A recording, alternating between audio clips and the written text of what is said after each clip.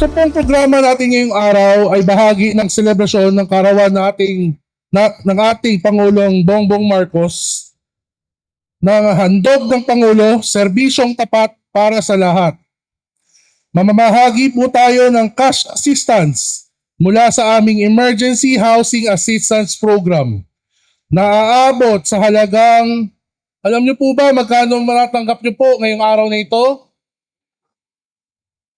Makatatanggap po ang 1,000 pamilyang narito ngayon ng 10,000 pesos bawat pamilya.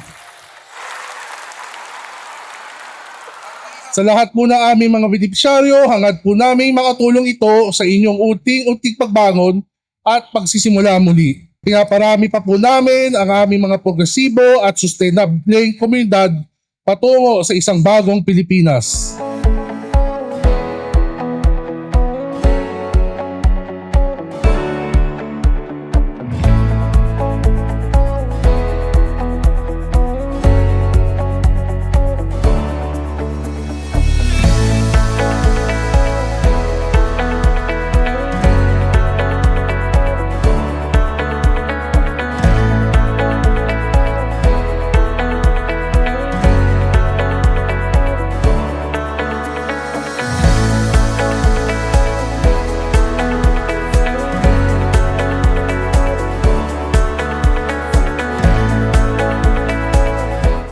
Sa mga nagdaang bagyo po, ma'am, nagkaroon po na nasira po yung ibang party po ng bahay namin.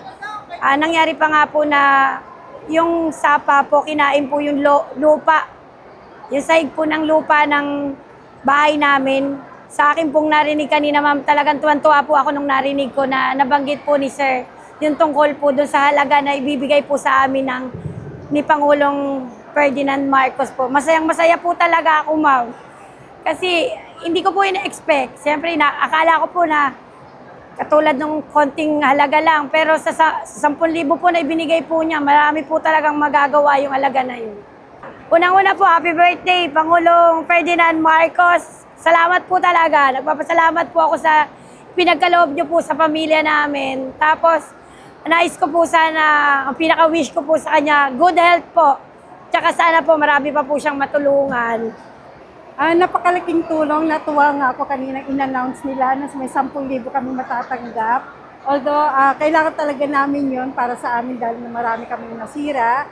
Ang laking bagay para sa amin, imbis na kami ang magbigay ng regalo kay Pangulong Ferdinand Marcos Jr., kami pa po yung binigyan sa birthday niya. Kaya binabati ko po si Pangulo na maligayang kaarawan, Pangulo. Maraming salamat po sa programa ninyo sa amin.